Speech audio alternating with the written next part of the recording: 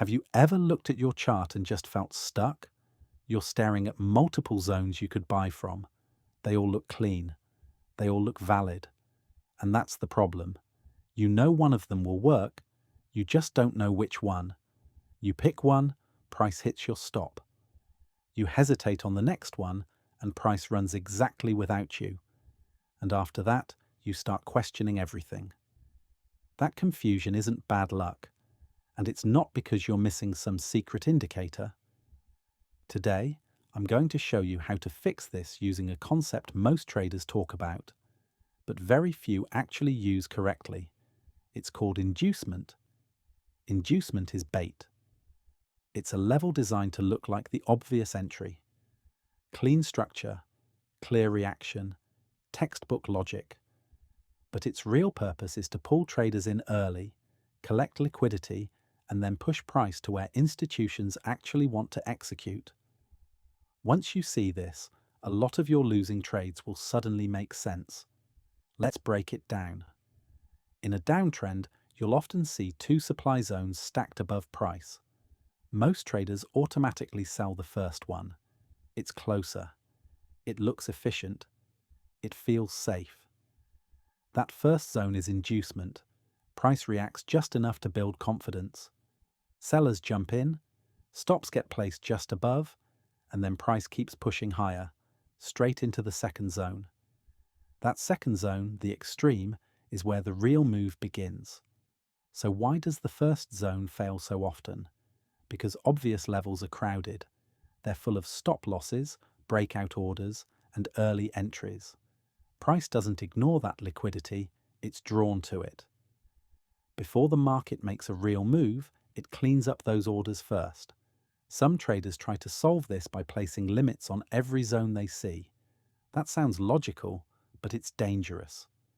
If the first zone fails and the second one fails too, that's two losses back to back.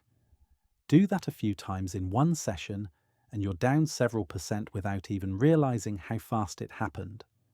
That's not risk management. That's guessing with structure. Now let's flip this to an uptrend. Price is making higher highs and higher lows, so our bias is buys only. On the chart, we have three demand zones, one near the highs, one in the middle, and one at the extreme. Which one do we want? First step, eliminate the top zone. There's unfinished imbalance below it. That tells us price has a reason to trade lower before continuing higher. Now we're left with the mid-zone and the extreme. Most traders immediately choose the extreme. It feels safer. It's deeper. But here's the detail that changes everything. The extreme zone did not break the main swing high. The mid-zone did. That tells us where real strength entered the market. If a zone didn't break structure, it didn't move price with intent. The mid-zone is the one that proved buyers were in control. That's the zone we care about. Now let's refine the entry. Price reaches the 15-minute demand zone. This is where most traders rush in. We don't. Instead, we drop to the 5-minute chart and wait. And this rule matters. No liquidation, no trade. Price taps the zone. Nothing yet. Price pulls back, shifts slightly, still nothing.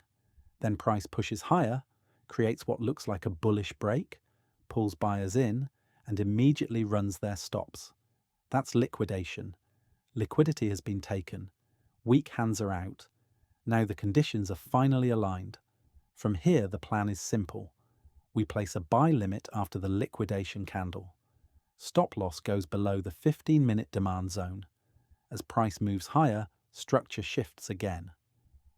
On the pullback, we see a small 5-minute demand forming inside a fair value gap. That's refinement. Instead of chasing price, we let it come to us. We place a second entry at that fair value gap with a tighter stop below 5-minute structure. Targets don't need to be complicated. We're aiming for the previous 15-minute highs. When you run this forward, price reacts cleanly, builds higher on the lower time frame, and delivers exactly what the structure suggested from the start. This is how trading should feel: calm, planned, controlled. Start with a zone that actually moved structure. Refine on lower time frames. Keep risk tight and decisions simple. Now let's apply the same logic on a higher time frame. On the 4-hour chart, structure breaks bearish. That immediately tells us we're looking for sells. The lowest area has no clean supply and no imbalance, so we ignore it. That leaves two zones above price. The first one looks attractive, but above it are equal highs. Multiple touches at the same level. That's liquidity. And selling beneath liquidity is how traders get trapped. That makes the first zone inducement. The real opportunity is the extreme supply, the point where buyers failed and the trend fully reversed. When price runs the inducement, grabs liquidity, taps the extreme, and sells off, that's not coincidence. That's design. The same thing happens on gold. The top zone didn't break structure, remove it. The middle zone broke structure but has inducement and imbalance below it.